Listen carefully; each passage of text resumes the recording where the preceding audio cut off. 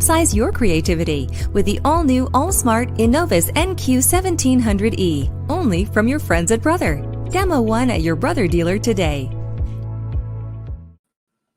Hello, Brother Sewing and Crafting family. I'm Angela Wolf, brand ambassador, and I'm so excited to be with you today. In fact, we have another fabulous brand ambassador. Emily Thompson's going to be joining us, and wait till you see her cute project. So if you've never been here before, say hi, say where you're from. We are live streaming on Brother Sewing and Crafting Facebook and YouTube pages, so we can see all of your comments. I see some of you already rolling in, so hello and welcome.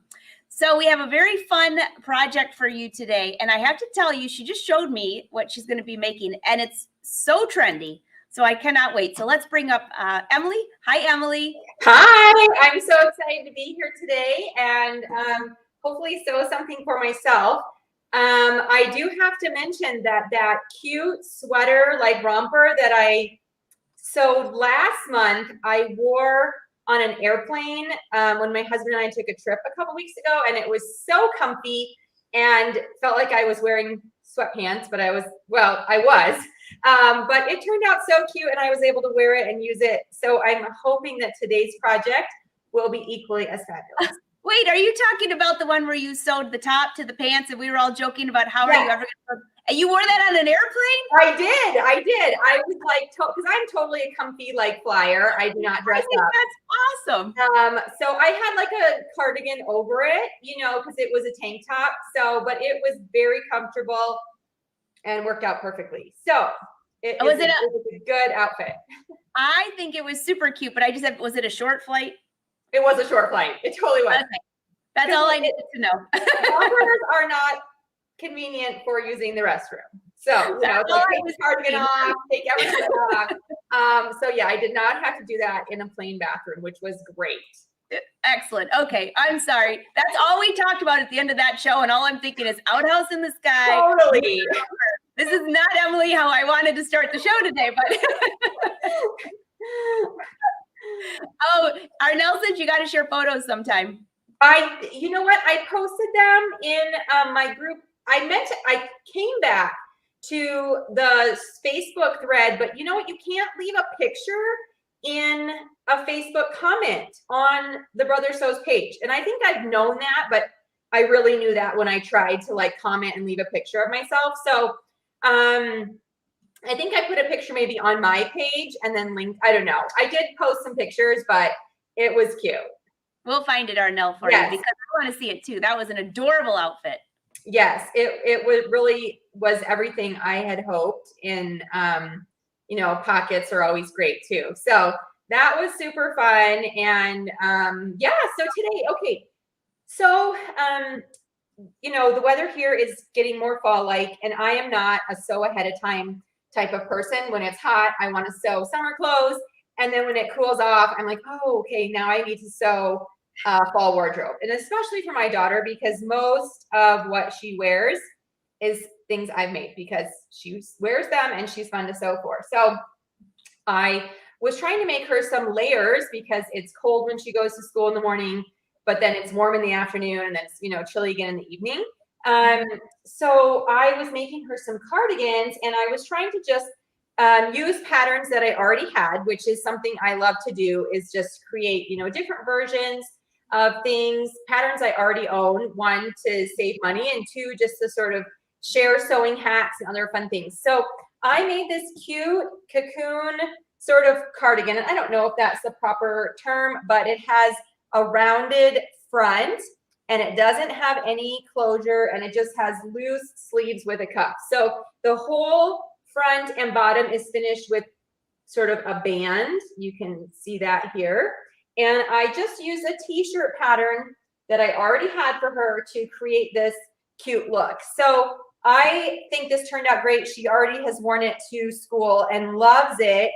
And I'm going to be posting all the details about how I created this from a t-shirt pattern on Friday. So I haven't written about it yet, but we're going to experiment using the same idea to make one for me today, because I also need cardigans. So, and by the way, I was just going through some of the fall trends, Yes. And the cardigan style that you have there with the curved bottom. Yes. Some of them have a collar that goes back, some of them not. That is one of the biggest trends for fall Oh. because everybody's wearing it over their leggings. Right. And also for PJs, like PJs lounging around the house. Yes. So yes, definitely loungewear, and you can adjust. Because I'm not using an actual cardigan pattern for this, you know, we're just hacking a t-shirt pattern, you really can adjust the length and the width and, you know, how loose you want it, or do you want it more fitted, how long you want it. You know, I have some sweaters that sort of hit mid-thigh and I love it. This one that I made for her is definitely more of a, you know, high hip. And then the one I made for myself, I did sort of take a tape measure and estimate on my body. I kind of do one of these, you know, and down, and I cut it 27 inches, which hits me just right at my hip, but then I'm also going to be adding a 2-inch band. So I figured it's not really long, but sort of long enough to cover, you know, the top of my jeans or whatever else I'm wearing. So that's how I estimated the length on this one. But again, this is the first time I'm doing this exactly for myself. So I do have a wrap cardigan pattern that I use a lot, and it's very similar, but this one is just going to be slightly different with the rounded corners. So I took a loose fit t-shirt pattern, and I used my women's, I call it the boyfriend tee because it's just sort of a looser t-shirt. And so I used that as my base, and I traced the back onto tissue paper. So you can see here, this is the arm, the shoulder, or the arm cutout of the original t-shirt. Here was the shoulder. Here was the back neckline, pretty high. And then this was the edge of my tissue paper. So I just lengthened it to my 27 inches. So then I also wrote some notes here on it. Shoulder to hip is going to be 27 inches plus binding. And then for the sleeves, I measured my arm. Shoulder to cuff needs to be 24 inches. But I subtracted 2 inches for the cuff. Okay, so those are the notes I wrote myself while I was creating this. And then to make it sort of a drop shoulder, I simply straightened out the shoulder line. Okay, so instead of it, you know, going down, this is going to be a looser fit, baggier shoulder. So I leveled that out a little bit. And then what I did is I just curved the underarm. So it was about 1 inch out from the side, and then leveled up the top and went across, and I created a dotted line on my tissue, and then I cut that out. And that is what I used for the front, or for the back of the cardigan. So the back of the cardigan is still cut on a fold. You can see I added my fold marking. And then for the front of the cardigan, I cut this, I taped it back on so you could start kind of see, but I curved the front because when you're adding that binding, you can't really have any sharp corners, right? Everything has to be curved. And so I made a curve. I cut this neckline curved like this, instead of it coming to the front where I would add my t-shirt binding. I curved it down, and then I actually also on the front of the cardigan curved this front, and then I cut it not on the fold, I cut it open. So the front of the cardigan looks more like this. So it's kind of an odd shape, but you can see here's the sleeve, and then here's the curved neck, and then here's the curved front that I will hopefully put that binding on. So that's how I just sort of adapted the t-shirt pattern. And then the sleeves are cut, you know, when you do that drop shoulder, you don't have to worry about any angles or like really specifics in your sleeve. You just are kind of cutting on the fold a wedge shape. Okay, so this bigger shape will be sewn to the shoulder, and it should match the width of that shoulder. And then this will be my cuff, and I cut also cuff pieces here. And then I've cut, how wide are these? 4-inch wide bands. I cut 2 with the fabric. I think this is going to be enough to bind the whole edge of the cardigan. So that was sort of your 4 inches wide. So when you fold them in half to do the binding all the way around, the binding will be just under 2 inches by the time you have seam allowance. Yes, exactly. So I didn't want it too narrow because sometimes sweater fabric, if you stretch it, it distorts and it does not really stretch as well as like a regular knit fabric. So gross. It's Yeah. like a monster. Yeah. So I definitely have learned that with sweater bindings, especially if I'm doing a neck or something, I make it much wider than I would. So I make those edits to patterns if I'm sewing it with sweater knits. Because it doesn't stretch as well, it distorts, it looks weird, it needs to be wider. So okay, so I'm going to switch my camera over to the sewing machine, Okay. and we are going to hopefully start putting this together. And it should go pretty quickly because this is a project you can sew all with the serger, which I love. And unless you want to do some top stitching, and on Rose's cardigan, I actually did top stitch down the binding around just because it was wanting to flip up. So Okay. I'm making this one a little bit wider, and I'm also going to try not to stretch around the curves because I learned that if I really pulled it, then it just flips open. So I think if I stretch a little bit less, it will hopefully be better. Okay, so I'm using this really sort of fluffy, fuzzy sweater knit. This is the back, I think. This has sort of the traditional V's on it. So I'm going to use that as the front. So I'm going to begin by matching the right sides of the fabric and lining up those longer shoulder seams that we lengthened from the original t-shirt pattern. So put a couple clips on there and then do the same with the other side. So Emily, I know somebody's going to ask this, so I'll just ask it now before you start. Yes. What serger do you have there? So this is it's called a Simplicity 3734, Okay. and it is a great little workhorse of a serger. Perfect. All right, so we're going to sew with a serger the shoulder seams, and if you don't have a serger, you can definitely still complete this project, but it would be it's a little trickier with sweater knit because it's so fuzzy and it does fray. And if you could see the close-up of my sewing table right here, you would see all the fuzz from this project already, and I haven't even started sewing. So you have to be aware that you're using a stitch that is stretchy, and I would probably then, I don't know, zigzag over it or use one of the faux overlocking stitches to kind of bind the edge so it's not so messy and you don't get frayed fuzz everywhere. So it definitely is handy to have a serger when you're sewing with sweater knits, but I think it definitely is possible on a regular machine just with a little bit more intention.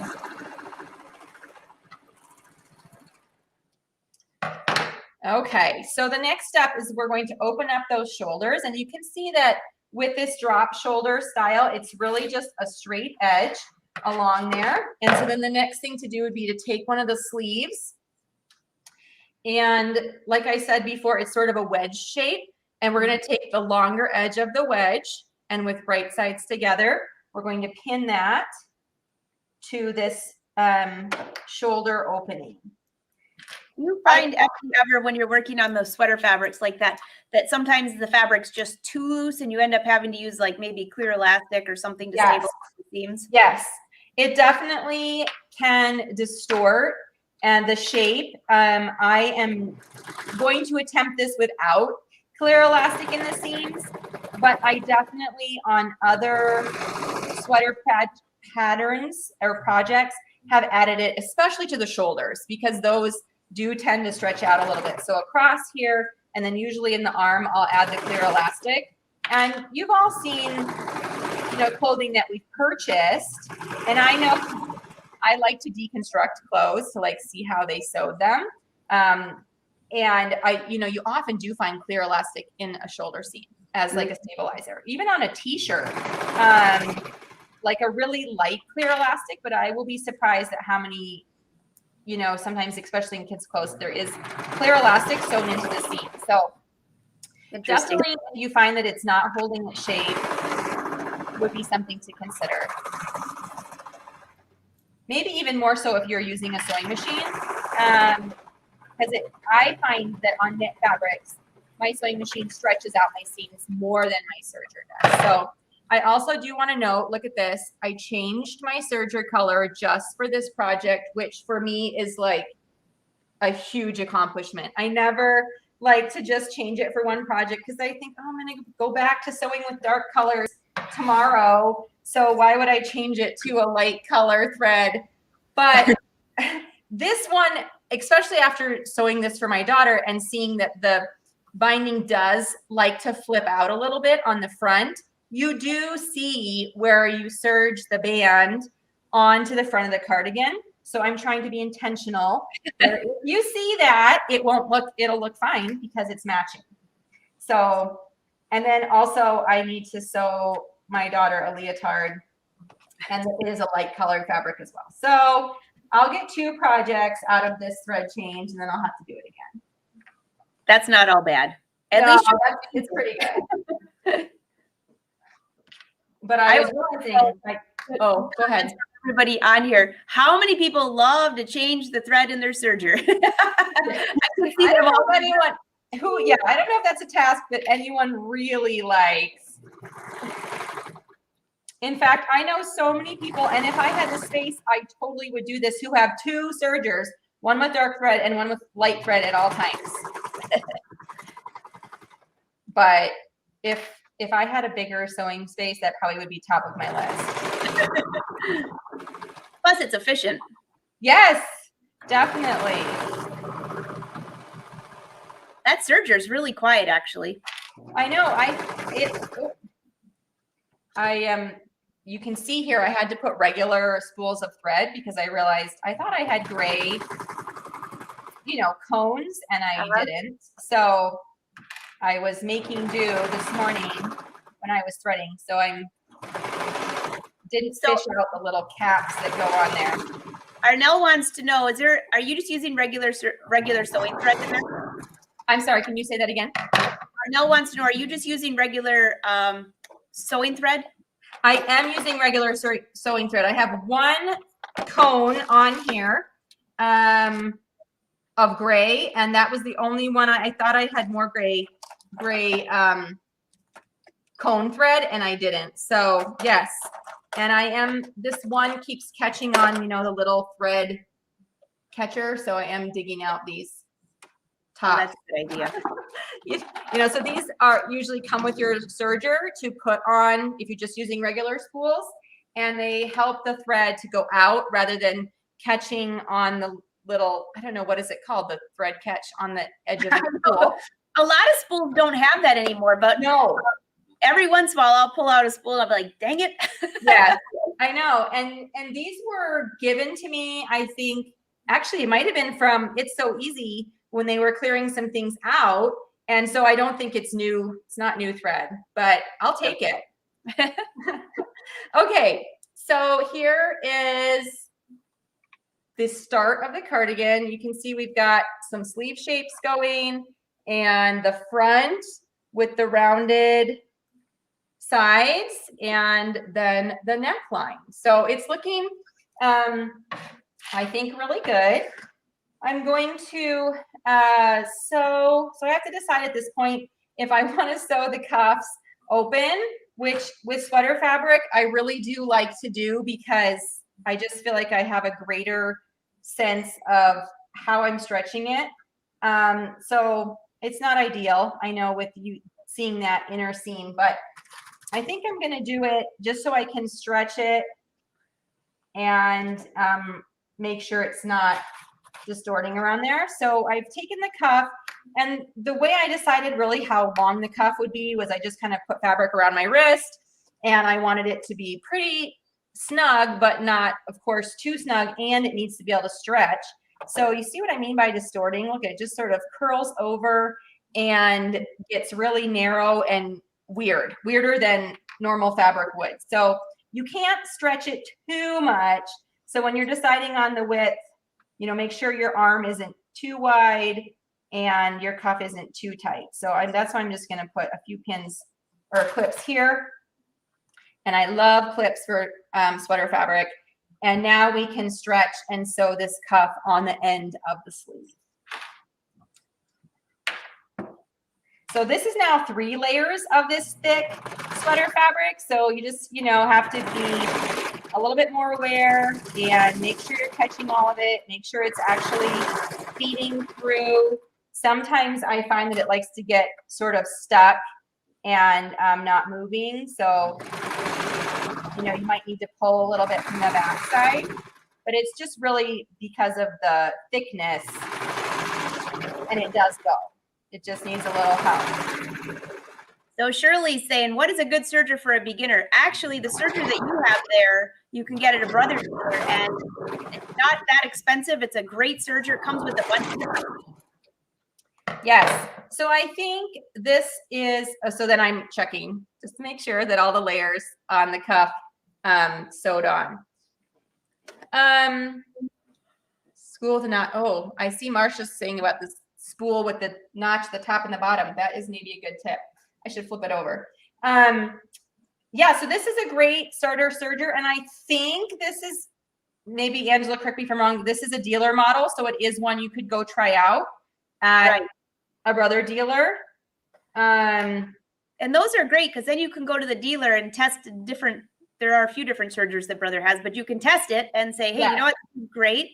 Also see the different feet that come with it, because sergers do so much more than just finishing seams. Totally.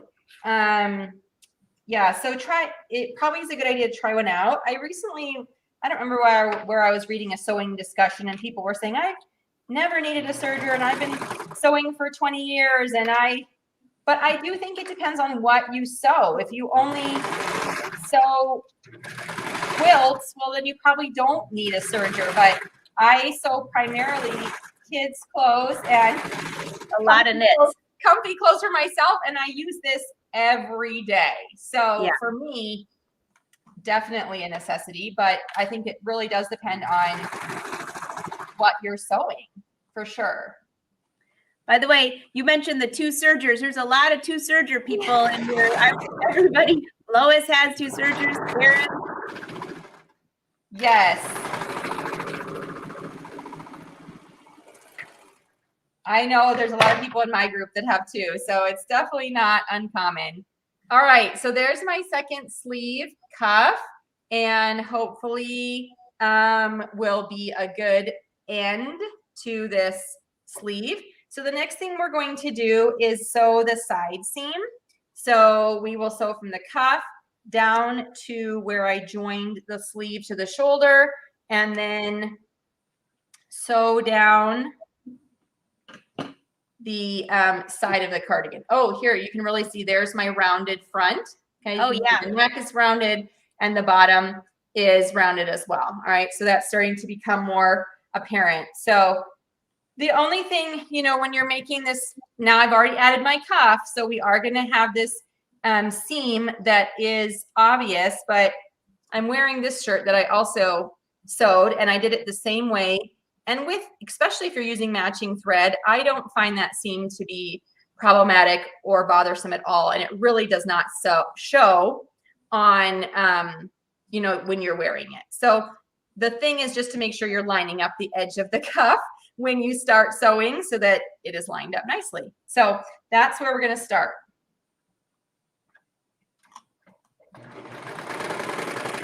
And again, on that cuff, we now have 4 layers of this pretty thick fabric. So definitely need some help getting through that machine. And then once I get to the underarm, we'll be back to 2 layers and no problems there.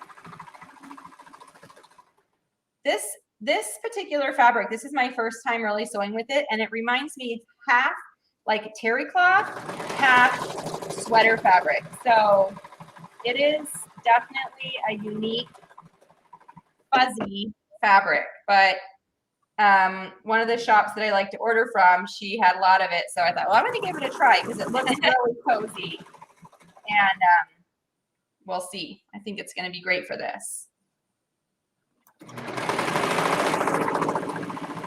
You also want to make sure at the underarm that the 2, shoulder seams are lined back up. So Emily, you started this project from beginning to end during our live show. This shows how that's right. Sew something like this. Yep, this is a really fast project. It goes together very quickly. And after I sew these side seams, all we'll have left to do is add the binding, and that is a little bit trickier, but I'm going to show you sort of how I've been doing it on my daughters. That requires less measuring and less working out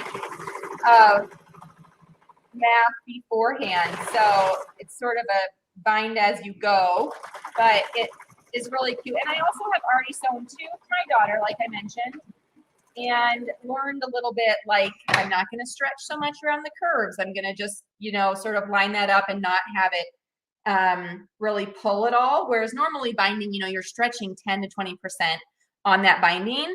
And I'm going to not do that around the curves because hers was flipping up a little bit. So I top stitched and that helped. Of course, you know, you can always iron, and a washing usually helps that settle down a little bit too. So those are some ways you can sort of get around that. That makes sense. Kathy was asking, do you have a favorite knit? If she's a beginner at sewing knits, do you have a favorite knit? Well, I actually, on the Brother Sews blog, they just in the last couple weeks posted a video that I did, which is all about getting started sewing with knits. And I sort of explained like 10 different kinds of knit fabric and how to sew with them. So I definitely would recommend checking that post out, that it has the video right in the post. I just love sewing with knits. I pretty much primarily sew with knit fabric. So for me to narrow it down to a single one would be really hard. Yeah, I agree. I love sewing with knits. And by the way, I put the website down below. Two things. Oh, the one for Brothers. So if you go to Brothers Sews and go to the bottom, you will find the blog that you're talking about. Yeah, so it might even still be on the homepage of the Brother Sews blog, but if it's not, just go to the search bar and put in sewing with knits or knit fabric, because it really is a very recent, you know, it might have been more than 2 weeks now because time flies, and I'm not always aware of it, how fast it's gone by, but it was very recent, within the last month for sure, that I saw them put that post up. And it just sort of, I explain I pulled a bunch of knit fabrics out of my cupboard and explained what I use them for and what, like, pros and cons of lots of different types of knit fabrics. So nice. You can check that out. Right now I'm all about sweater knits and waffle knits, which is, this is my shirt is made out of a waffle sweater. And I love that, now even waffle fabrics are coming in, like a brushed waffle. I have some sweater waffle, like some thin t-shirt one. You have more like the thermal version. So lots of options for fun winter fabrics. So just a quick question for you. Arnell wants to know, do you clean your serger after sewing with a sweater knit, and do you oil it? Oh, I probably should. I will clean this out, and usually I will open this up and sort of take a look. It's actually surprisingly not so bad with this fabric. But if I see it get really bad in there, yes, I will try to get the vacuum out, but I am terrible about oiling it. But some sergers say not to oil them. Yeah, I don't think we don't oil ours. I don't think so. At least I never have. I do clean it out after each one with a little brush. You have that little vacuum, which is great. Yes. And that's important to do so it doesn't get clogged up. But you know what I end up doing, Emily, is I take my machines. Well, before COVID, I went every year. Now it'll probably be like, you know, I just took a batch recently. I take them to my dealer and have them clean them out. If they need any oiling or anything like that, I let them do anything like that because I would make a mess. Totally. And I do try to take them in. My serger for sure, I've tried to be good about yearly because I do use it so much and I only have one. Whereas sewing machine, I have a couple. So I feel like it, you know, I use them differently and doesn't get as much use. So I probably have taken each one in maybe every other year. And the same with my cover stitch. It just does not get the volume of use that the serger does. So I think also, you know, depending on how much you're using it. But yeah, I do think this one specifically, the manual says not to oil it. So I have not oiled it, but I do try to clean it out. And I probably should be better about making sure that I really do, especially after a fuzzy project like this, clean it out. And also, for those thinking, do I take this to my dealer to have this cleaned out? Well, yes, and you want to know a good reason. Number one, they clean it. Number two, your little tension discs sometimes can get little fuzzies in there from, especially all of us that pull our thread through, which we're not supposed to. I usually take it out of the tension disc and pull it through. Yes, but anyways, still. Fix all the tension discs back to where it should be. So keep that in mind too. Yes. Oh, that's looking great, Emily. Yes. So the sleeves are looking so cute and not stretched out at all on this shoulder seam. So now we just have the front and the bottom to put the binding on and hopefully see how it's going to go. So I will say I did take this to not the dealer the last time because post-COVID, my dealer was backed up to like 3 months and of service time. And I cannot live without this for 3 months. And I really only do have this one serger. So sewing machine, I can, say goodbye to it. I have others.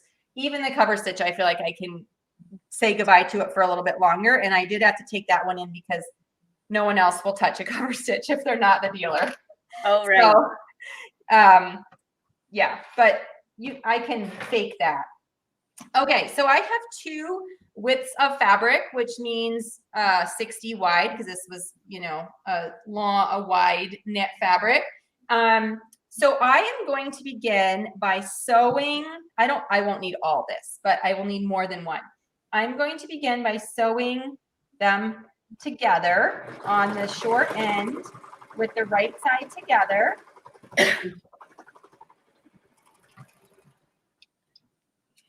And then we are going to take this seam that I just sewed, and I'm going to place it on the back neckline center-ish. I'm not going to technically measure this, but so we will have one seam for this binding on the back of the neck. And then what I'm going to do is I am going to pin or clip, working down the sides, both directions from this back.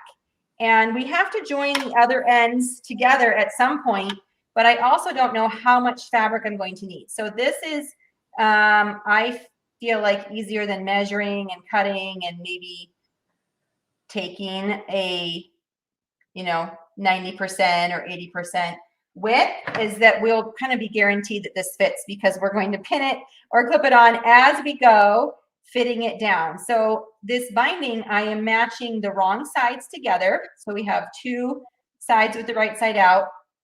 I'm laying it along the raw edge of the sweater, and I'm sort of stretching a little bit as I do each clip so that that will be the binding, and it will be just a little bit stretched.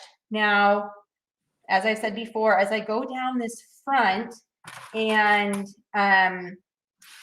go around the bottom corners, I'm actually going to try not to stretch it. I'm just going to try to lay it along there to see if I can avoid the flip out that I was getting on the smaller version. But this is also, every fabric is different, and every fabric is going to respond differently. So you also don't want to have the binding be too loose where it is wavy and stretched out along the edge of the fabric. So fine line, and hopefully one we can walk carefully.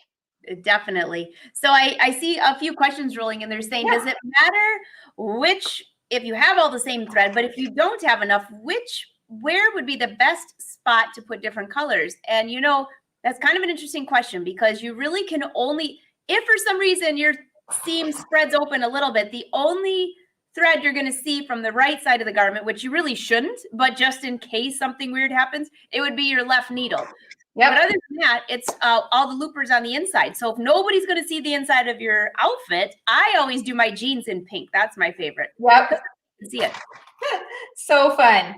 Yeah. So actually, I did. So the one, when you do see the inside, because like this, if I'm wearing an open cardigan and it does open up, you might see some of the inside seams, which is not normal. Like this shirt, you don't see any of the seams. Right. So like she said, the only one you would need to change is if, you started to see the needle threads coming through like a light color. You wouldn't want a black needle thread on a light colored shirt. But for this one, because you might see my inside side seams, or you might see this seam that I'm going to sew right here with this binding, I actually changed all the threads, which is, again, very unlike me. But I did put sort of the one cone I had of thread on to the looper that does the main stitching, because that is the bulk of what you see. But you might see all my stitches like on this side seam. So I did change all the threads. Definitely.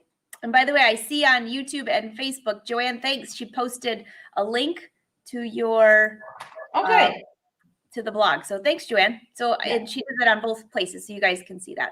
Great. Yeah. So, and if you have any additional questions about knits, of course, my website has tons of posts with knit fabric projects because it's my favorite. So you can definitely check out there and see what I've been working on. And in each post, even though it's a project, I definitely will give you tips for sewing with the fabric as well. All right, so I've now pinned or clipped along one side from back of the neck to the back center-ish, and I have this much fabric left on my binding. So I'm going to now do the other side, and then we're going to join it together and cut off all the extra once I've kind of done that other side. So this will have a seam in the back of the neck and a seam on the back of the bottom back, which I think are, good places to have it. You can also try to have them on the side seams, wherever you want to have, your binding joined together, but you will have at least probably 2 seams, unless you're making this a small one and have really wide fabric, because there's just no way that one of these would stretch all the way around where I need to. And my hands are really dry and catching on this fabric like crazy here. I hate it when that happens. If you've never had that happen, you're really lucky, because it'll be one little thing or right snag on your nail when you have something like this fabric. Yes, this is definitely fuzzy fabric. And I was just noticing this morning, oh, my hands are dry. Yep, I can feel it right now. It is feeling all the little snags. So, hey, I think you have this pattern on your blog, right?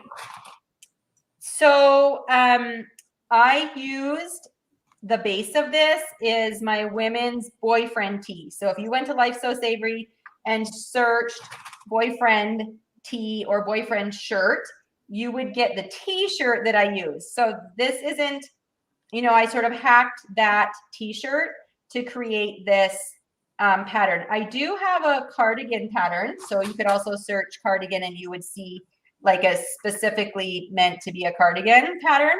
And then, like I said, on Friday, I'm going to be posting a new post with pictures of each pattern, both the adult and the child size, and specifically detailing how I changed up the pattern and where I added width, where I added length, and all those details too. So you can wait for that, or you can, check out and then use sort of what I showed at the beginning of this video, where I did talk about the edits I made to the pattern.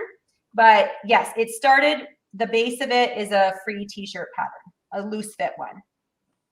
Nice. One more question that somebody's asking, are you using 3 or 4 threads, and why? Yes, so I am using 4 threads, and I almost always use 4 threads unless I'm doing a rolled hem and using, finishing tulle or chiffon. And I recently did shorten a dress for a friend's daughter and just do a rolled hem on the bottom. So that's a little bit fresh in my mind, but otherwise I always use a 4-thread serger, and the why is just because I always have. I don't have a specific reason, but I feel like it's a nice strong stitch for knits, and it also binds the edge so well. So it is useful for what I'm doing with it. And I would say almost the same, you know, when I'm trying to finish maybe a seam that I'm actually going to sew and I'm only using the serger to finish the seam, then I'll use a 3-thread because it's a little less bulk.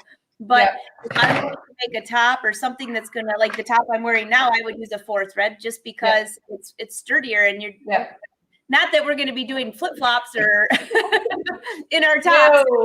No. But you never know when the sewing gets tough. Right. What sort of acrobatics you're gonna have to do to make your machine work. All right, so I have these two. I'm coming back to the back of my cardigan here, and now I have these long pieces of binding, and we need to join it together to make a circle so that we can sew this on. So I've clipped one side, and I like to give myself several inches of tail here from the last clip so that I can sew these edges together. And so then what I'm going to do is line up this other binding coming from the other direction. Okay, so you can see here's the cut one, here's the long one, and we're going to stretch this just slightly. So I'm going to cut it maybe a 1/2 inch less than if they were just joining together, right? So we have a little gap here between the two. And then with right sides together, I'm going to sew these edges, and then we can finish clipping and start sewing around the cardigan. So you very well could measure with a measuring tape all the way around the outside of your cardigan, and then probably for this, I'm not giving a ton of stretch. So I would say cut your binding at probably about 90% of the length of the cardigan. You could pre-sew it into a circle, and then you could stretch and sew it along the edge. Okay, so I've just sort of stretched and clipped as I went and sewed it into a circle at the end rather than doing all that figuring before. But I know there's many of you who this sort of workmanship would stress you out. So definitely you can measure and then cut your binding, sew it into the circle ahead of time, and then stretch it and sew around it. So definitely 2 different ways to do it. This is just how I chose to do it. Okay, so you can see it is all the way stretched around, and we have the binding on the right side of the fabric of the sweater. And now we're going to sew and stretch just a little bit. The binding will be stretched just a little bit as I sew. Like I said, I didn't do it a ton, but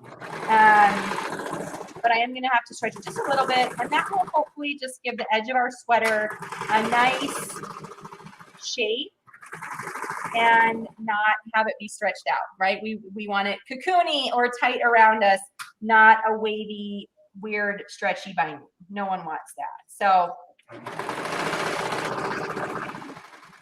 and I am trimming off, a good 3/8 inch seam allowance, because I want to make sure that all those loose sweater threads are included in the seam, and anything that is loose or starting to fray, that I am cutting that off to get a nice secure seam. Every once in a while, like my daughter will wear a sweater that I've sewn, and after one wearing, I just did this. I had to go back and fix a hole where I had cut it a little bit too close under the arm, and that became apparent after one day.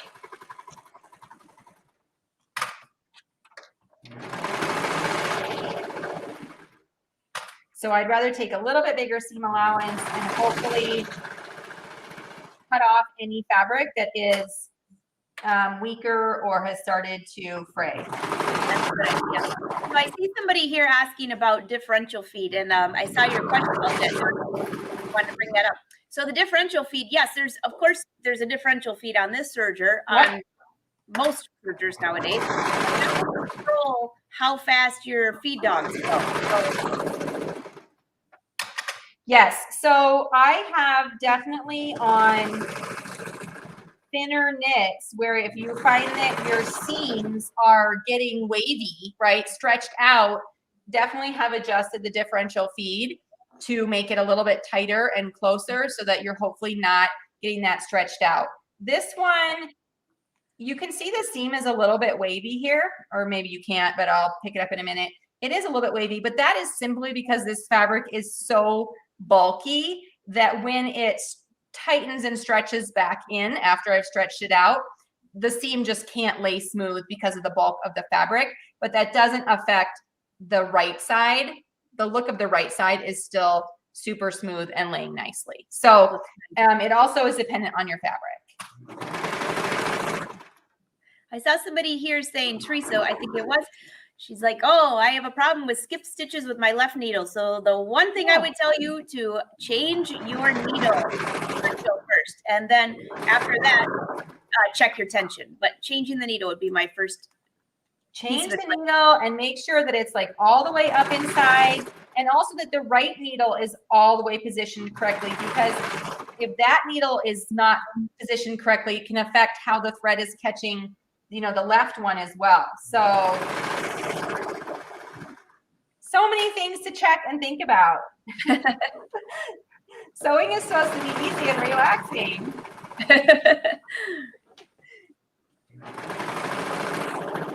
And it really is, but there are a lot of things to think about and consider.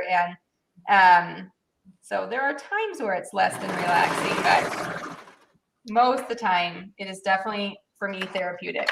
All right, so I'm finding this to be very heavy as I'm sewing, and I don't want it to be pulling weird, so I'm trying to lift it, keep it up.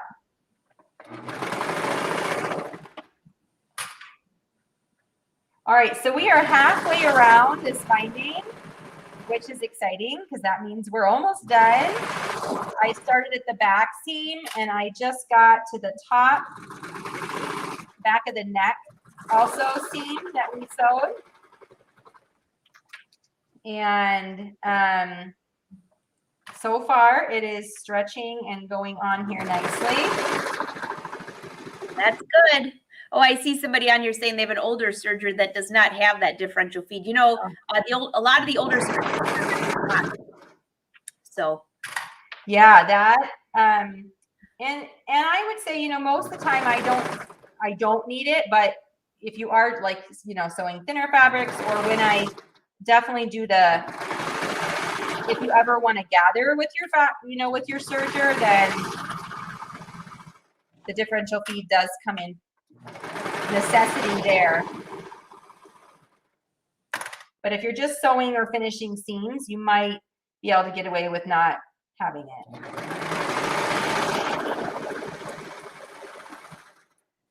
Okay, this feels like it's going around forever. It's going to be a nice.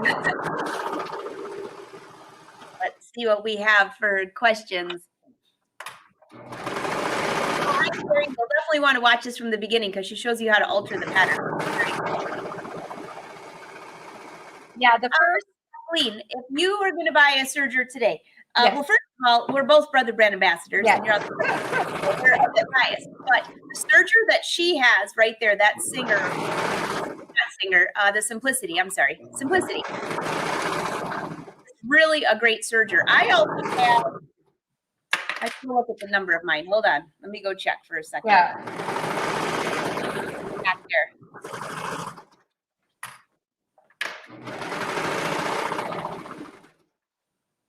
Yeah, so we're definitely going to recommend brother sergers. But I have sewed with this one for the past 4 years and have not had one major problem with it. Absolutely love it. Can't say enough about it. My mom has the brother serger that's what is the more basic, the 1634 is 1634. Or what's the one that has a new DX model? Oh, There was an old model that was really popular. I mean, it's like the one you can buy just at the craft store, or order it on, online. I don't know, but I've sewed with hers too. And it actually, she had an old serger, not a brother, and it was just gave her so much trouble threading it. It was also a 20-year-old sewing machine, and so she went and bought the new brother. What is it? 30, I want to say 34 something, but maybe that doesn't sound right now. Anyway, it has the new model has the DX, and they've made some of the threading features easier. Anyway, she just loves it. So, and I've sewn on it a bit too. So I would also say, if you just want one, you can order online. That's a great option too. But this one, and what one did you have, Angela? well, I actually have an older one. I think I've had it.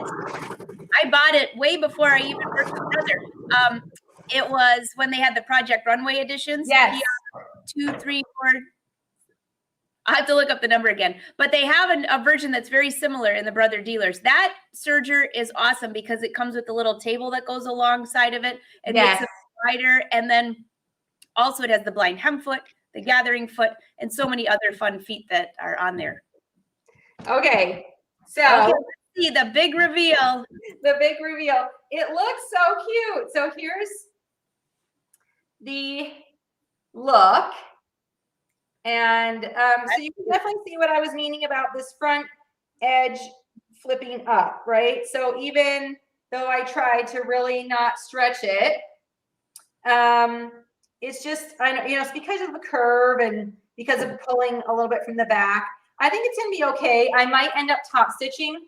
And actually, when I top stitched my daughters, I was able to just use a regular straight stitch on the sewing machine. I think I lengthened it to like a 3 or a 3.5 because this edge here really is not going to be pulled on a lot. It's huge. So I just used the regular straight stitch and top stitched it down, and that really will level out like some of the, you can see back here, the waves in my seam will be, that would level that out and then hopefully would make this front lace. So I might end up going back and doing that, but let's put this on.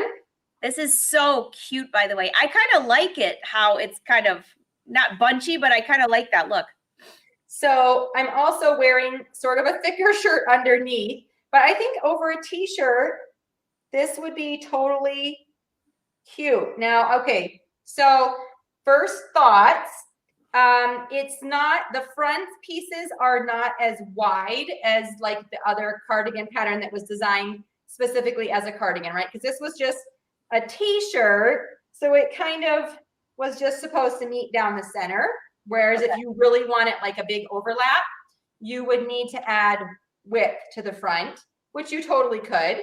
So that's just sort of initial thought. But I think over a t-shirt, this would be super cute and cozy. The back is perfect, actually. I just think it's really cute. But it's not like one you can, I mean, I can overlap it, but it's not like naturally overlapping. But I think if you just want something to keep your arms warm and throw over a t-shirt for layers, this is looking pretty good. I like it a lot. And you made that just in this short period of time.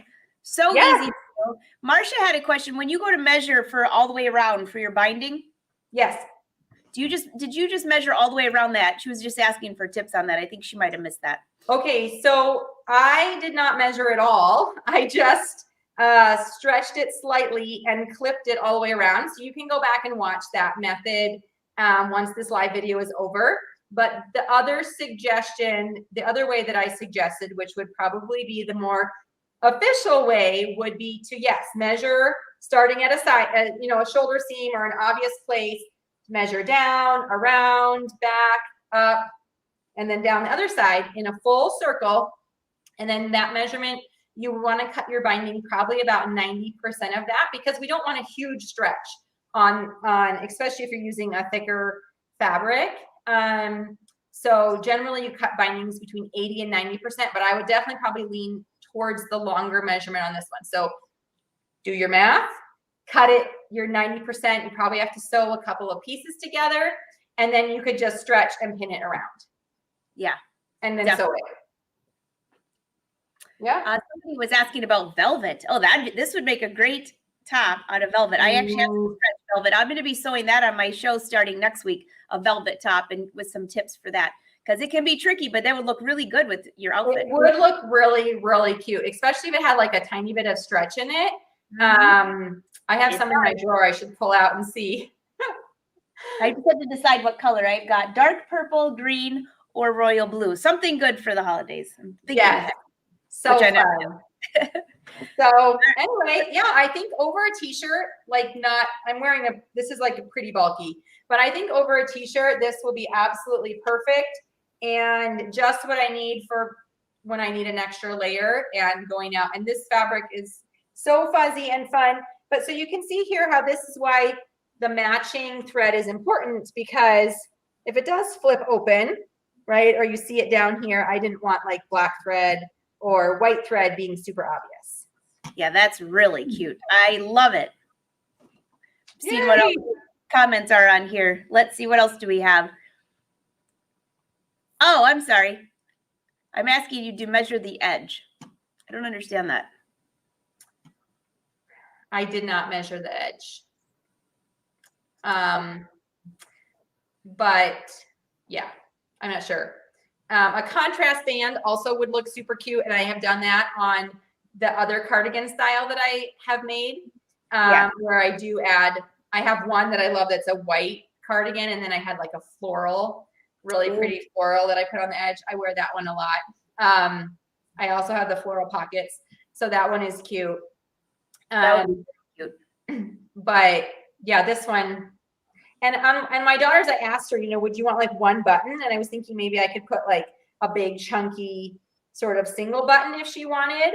For her, I think that would also like be cute. And then even if it was open, that would also still be fun. So even a tie would work if it was. If it doesn't close all the way, you could do a tie out of that sweater fabric. Here. Yes. So lots of options. All these ideas. Let's think. Snaps.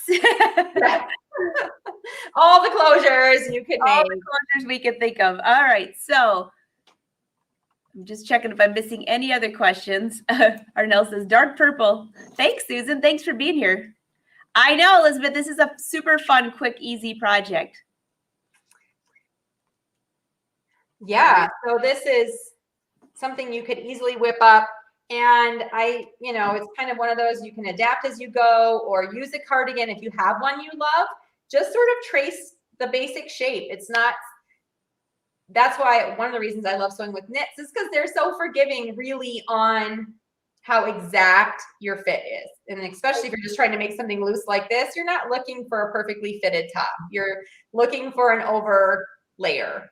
Something comfy. I saw somebody earlier ask, yes, I did make my top, and yes, I did hand dye it, and this is the ruche tee pattern that I hacked a little bit. Yeah, so cute. Oh, I love hand dyed fabrics. You never know what you're going to get. Last week, that's right. This week, okay. Yes. Emily, this was an awesome project, and we thank all of you for watching us. This has been a great show. Yes. I have Emily's website down below. I also have all of our Instagrams up above. We'd love to see what you're working on, so be sure to tag us. I have Brother's website down below and mine as well. Brother has 2 blogs, one for crafting and one for sewing, so don't forget about that. And if you're looking for your local Brother dealer, go to their website, put in your zip code, and it'll tell you who is the closest. Fun. Sounds great. Sounds great. So, all right. So today's Tuesday. This afternoon, those of you that like to hear the weekly rundown, Cindy Hogan will be on this afternoon, I believe. I haven't heard that she's not, and she is going to be talking about software, 4:30 Eastern time. You have your show tomorrow, Emily? Yes.